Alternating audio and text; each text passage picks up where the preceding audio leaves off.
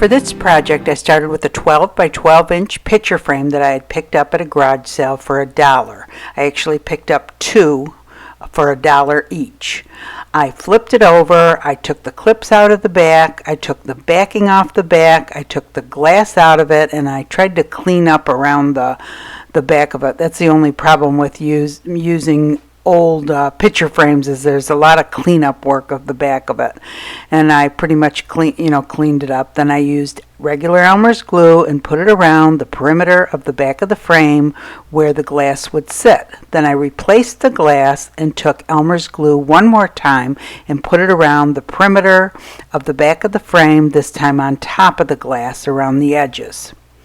Now this serves two purposes. It helps to hold the glass in place, and it helps to prevent resin leaks if you put resin on the other side. This needs to dry overnight and sometimes up to 24 hours depending on how much glue you use. Next, I took an old green vase that I had picked up at a thrift store. I did pay $3 for this vase. I usually try to get them a little cheaper, but the thrift stores have been going up quite a bit. Anyway, I did use this in a previous video, some of the glass for the large Christmas tree that I made, and in this video I'm going to use it to make a wreath. So this glass, being very thick and green all the way through, is a great vase to use for the project, because if you use a vase that the glass is not green all the way through, you will see the clear spots. And I actually end up tumbling this vase, which if it is not green all the way through, the paint will come off. And a lot of vases are very deceptive, and even though they look as though they are a certain color, it's actually just a paint that's been painted on, and as you tumble the glass in a tumbler, the paint will come off and you'll end up with clear glass at the end. Now this glass, also being very thick, will stand up more easily than thin glass. So I'm nipping it in this way, and you end up with about 1-inch strips that are kind of flat on one side and rounded on the other, and these will stand up and give some dimension to your project.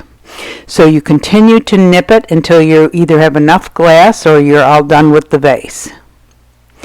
Next, I take this and I put this in my small tumbler, and I tumble it overnight for 12 hours. It really makes me nervous how sharp the glass is, and if people touch your projects, they could cut themselves. So I thought I would try this as an alternative, and I have done it for short periods with other glass, and I did also do it, for the Christmas tree, the large Christmas tree that I did. And like I said, I tumbled it just for 12 hours, and it was just enough so that the points weren't sharp and the edges weren't sharp. You could run your finger over it and you would not cut yourself. I did end up making a couple holly leaves for this project. I actually ended up with 3 of them, and I just want to show you quickly how you cut them from stained glass. So if you take a square of stained glass, you cut each of the edges to a point. So you'll have 2 points, but you have to cut it 4 times on each of the edges, and then you have to cut it along the side to kind of make it dip in. So once on this side and then once on the other side. And then what I did after I was done making 3 of these was I painted them with a gold metallic oil-based marker. So this is what it looked like before I put the marker on it. So next I just started taking the pieces of glass and putting them around in a circle like a wreath. And I did end up putting that little circle top in the middle to kind of keep me on track there. I'm not real good with centering things or keeping things round or in certain shapes, so that really helped me. So that's a little tip in case you're a little bit off center like I am. So anyway, then once I made the initial circle, then I started piling more glass on top and kind of putting it over the existing glass. So you'll see me here putting some crisscross, but you'll see in the next clip that I end up making them all go in the same direction to make it nice and thick. And then after I was done with that, I needed to do some fill-in work. And you can see what I did was took some of the leftover pieces and actually snipped them in half and inserted them along the edges of the wreath where there was some open areas. So you can see where that one pointy piece is. I just slid that in straight and then did that all the way around the perimeter. But first I had to cut a bunch of those little pieces with my nippers. And here you can see I have a handful of the pieces that I had cut in half, and I really think I ended up nipping them a little more. And then you can see I'm filling in all along the edges, just kind of slipping the pieces in to kind of fill it in a little bit more where it's open there, and then continually kind of rearranging it and pushing things around to make it look even, like a wreath would look. And that did take a few minutes. I do have this in fast forward, so I know it looks like I'm doing it real fast, but it did take quite a bit to get it evened. And then I went ahead and turned it around because I wanted it to be setting the right way, because the hook on the back is up at the top there. So next I was ready for the resin, and I did mix the resin up off camera. It's art resin that I'm using. It's a 1-to-1 ratio resin that you mix slowly in the cup together for 3 minutes, scraping the sides and scraping the bottom to ensure thorough mixing. I do drizzle it over the glass first, and I frequently use a toothpick to kind of move the glass around. So I had these little holly leaves left over that I had painted gold, and I messed around with these crazy things for probably 15 minutes because they kept on falling off. So one trick is to make sure you have resin on it first before you do anything, because it'll stick better if you have resin. And actually, if the resin sat a little bit and is kind of sticky, it's even better. And I start out by putting 3, and then in the end I end up nipping the edges of each of the 2 pieces of holly that I leave on there to make them a little bit shorter, so that they sit better on the project. And here I am kind of making a mess because it had already been in the resin, but you see I nipped those 2 pieces, and I end up taking well, I guess I nipped the 3rd one too, but I don't end up using the 3rd one in the end. Like I said, I messed with this for quite a while, and I should have had a gloved hand on, but a glove on my hand. But so here I am. See, I just have the 2 pieces of the holly leaves now, and then I put these little berries on there. So this little sprig that you see there with the red berries is actually a sprig from the Dollar Tree, and it has very sparkly red berries on it, and I thought they were so pretty. And I just took my little scissors and I broke off a bunch more pieces and just placed them kind of evenly around the wreath after the holly leaves and berries were settled there. And these ones stuck pretty good. I didn't have too much of a problem with that. It was just those 2 holly leaves that were such buggers. They didn't want to hold still, and you find that a lot with glass. You put a piece of glass on and it slips down, and you do have to mess with it. So next I took it and started putting the resin around the perimeter, pushing up along the sides and into the corners to make sure that everything was covered.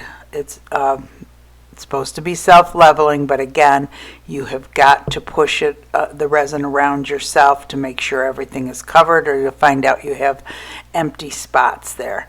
And I did use the little kitchen torch to get rid of the bubbles, and you have to be careful of those little berries because I believe they're made of styrofoam. So anyway, once it's done, it needs to sit on a flat level surface overnight. After about 12 hours, you can touch it. And it takes a full 72 hours to cure at temperatures between 72 and 85 degrees Fahrenheit. It's in your best interest to cover it with a dust cover when you're done. Hey everyone. Again, my camera is kind of crooked, but it's being held together by some hair ties, actually, is what it is. I had ordered another piece for it, but it's not coming till later today, so I have to make do with my crooked camera. It'll match me, I'm crooked. So I think this turned out so cute. Isn't it pretty? And I used up the same pieces that I used to make the different Christmas trees. And, you know, just laid them on top of each other. But being crooked like I am, I put things off center all the time. And so putting something in the center to build around it really helped me. So if you're like that, that's a tip. And the other thing that I thought would be pretty with this was I had gotten some words last year from Michaels, and they might have them again this year. I didn't look. But I had gotten these last year at Michael's. You know, a lot of you said that, you know, it's hard for you to stencil. And these are so cute, and they're nice and tiny. And you could either do, say you did a more of a rectangle, you could have that down a little bit lower and then put the words across the top, Merry Christmas or Joy.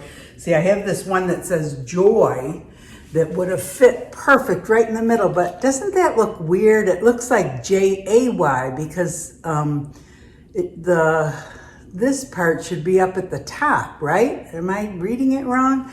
But anyway, I thought that would have looked cute right in the center like that, Joy. But like I said, I didn't like it looks like J to me instead of Joy. What do you guys think? So anyway, those, I guess you could cut them apart and just put them separate words, but it was Joy, and in this package was Joy and Peace. And I don't remember how much, oh, let's see, the price is on here. This was $2.99 for 24 pieces. Boy, that's a good deal, and I'm sure it was a certain percentage off. I don't remember, it was last year. I can barely remember what I did yesterday. So I can't remember if it was on sale last year, but I do go for sales, so probably was on sale. So anyway, I love the way this turned out, and you could think of a bunch of different things to do with this as far as decorations to put on it. You could put little candy canes. You know, they have the miniature candy canes for the miniature trees up at Hobby Lobby. Actually, they probably have them at all the stores. All different things, you know, and I put those little holly leaves, and boy, those things, I messed around with those forever. They were, you know, sliding off and sliding this way, and originally I had 3 of them, and one was going that way, and they were just kind of a pain. So I hope that was enough of a decoration at the top to be able to see it okay. But I just think that's real simple and cute, and would look so cute to sit up on a shelf. And of course, I have another one that I'm gonna do, I don't know, tomorrow or the next day with some other glass, a different idea that I have. So if you wanna watch, if you don't have this kind of glass or don't feel like cutting glass or whatever, I have another idea for you. So I hope you guys enjoyed the video. If you did, give it a thumbs up, that helps the channel. If you want to be notified of future videos, go ahead and subscribe, and I hope you all have a great day. Thanks for watching.